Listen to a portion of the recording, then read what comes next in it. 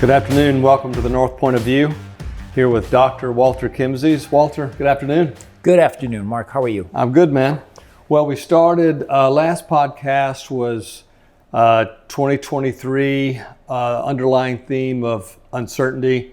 And obviously, labor is a big component of that. We've got headlines this week, some white collar layoffs.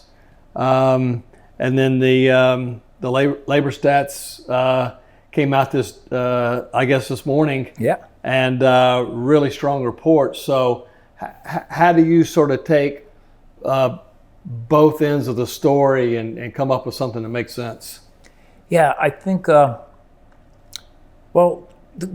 earlier comment this week, Paul Page had in his Wall Street Journal Logistics Daily, was that NS said that they weren't going to fire any of their layoff, furlough, any of their blue-collar employees that they just hired. Right.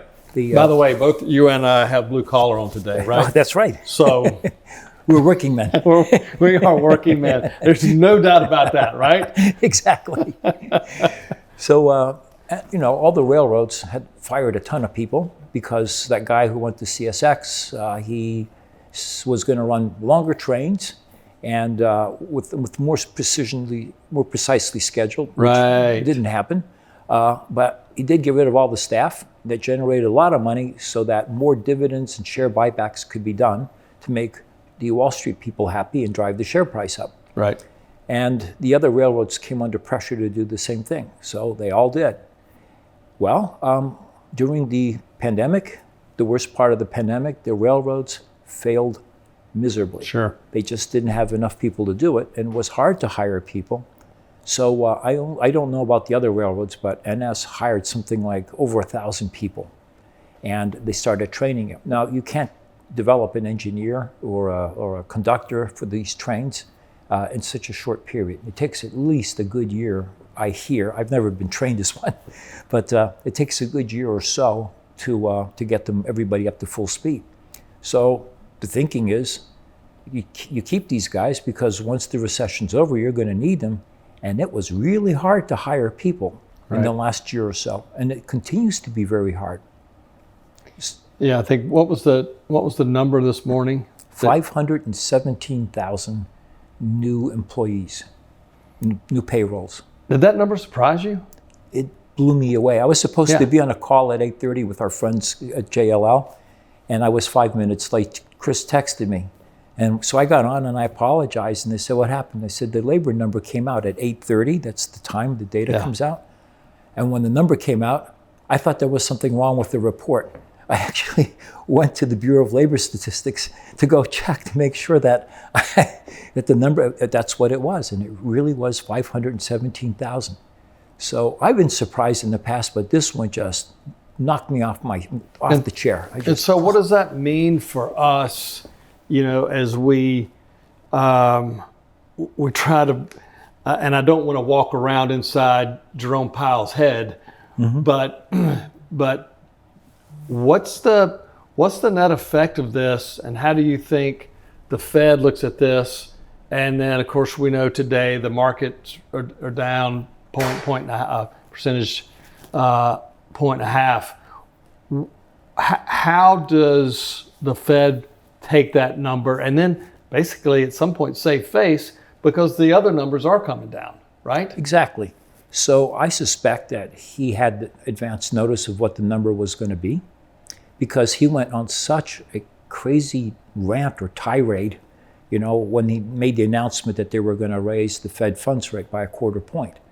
And, shaking his finger at the country, we will keep this up, we're not going to have a repeat of the 70s. And it's like, dude, we're out of, this is not the 70s.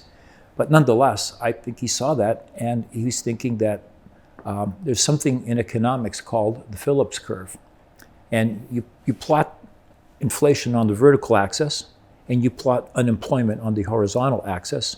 And basically, as unemployment gets really high, inflation is very low. And then when unemployment gets really, really low, inflation gets very high. And It's a nice idea, except it hasn't really worked very well in the longest time. Yeah, I was going to say it's not working right now, is it? No, it is not working right now. So, unemployment fell to 3.4%. That was the number that came out. And so in some Gaga guy's head, thinking it's the 1970s, oh, it must mean inflation is going to rise.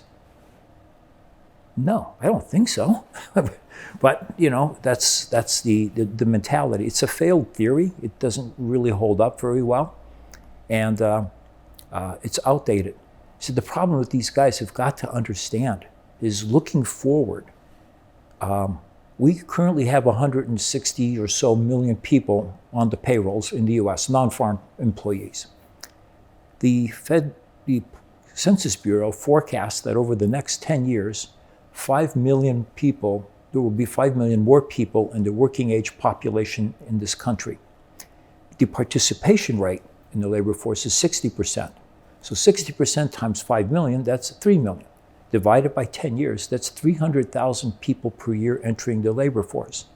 With job growth like we saw last month, 517, and then last year we had 3 million more people hired. It's about 250,000 per month. This is scary. I called my old dissertation advisor, Dr. Tom Saving, still around, and I said I need help. I'm going to have to pull out my old macroeconomic theory models, the mathematical ones, and rework them because what do you do? So he told me that I should look up the literature on equilibrium population growth rates. And the other one is I've been studying Japan. Japan's lost a lot of people since 2006 when its population declined for natural reasons for the first time ever. Now we have a lot of countries in Europe whose populations are shrinking. We're barely growing. Right. And so we also have this mistaken idea that we can use immigration to solve the problem. The problem is that as other countries get more prosperous and more of their people go live in cities, in the country, more children is an asset. Right. Okay, but in the city, more children is a huge liability. Sure. And that's why urbanization and higher incomes have resulted in negative population growth. So this is spreading. Latin America's populations aren't growing very fast at all. They're growing as slowly as ours is. So if you do go get immigrants and you bring them into the country, that first generation, they have a lot of children. They want to make sure that they can't be pulled out of the country. But their children didn't live in the other country. They're Americans, okay, or in Europe, they're Europeans, and the data shows that they have as many children as the average American or European does. The immigrants do not keep having 3, 4 children. Next generation, 3, 4 children, they don't do it. It declines pretty quickly. So you get a false sense of growth when you do that. What you could do though is increase the immigration flow every year, and then you might get that stronger growth rate. Well, we need a policy. We need a national policy. Exactly. Obviously. But right now, I don't think the Fed realizes that we're only going to get 300,000 new workers entering our labor force at this rate, and our country does not have an immigration policy. So that's a problem. I didn't see one single politician in the last election talk about immigration or an immigration policy. Yeah. Maybe somebody did, but not that I heard. That is a very urgent issue for the economy. And I think that, as we, roll through, Q1 and Q2, that sort of friction between the Fed and what I'm going to call the Fed think versus reality, is creating that uncertainty, and labor is going to continue to be sort of the sub-theme to that whole conversation. Exactly. I mean, right now, there have been more strikes in the last year and a half than we've had in the last 20 or 30. The balance of power is shifting from corporations to labor. Yeah, and I think that, as we look at the dynamics, next topic will be home construction, new home numbers that we continue to see sort of a disconnect between what the reality is and what the propositions are locally and statewide. Exactly. Yeah. All right. See you next week. Thanks, Walter. Take care.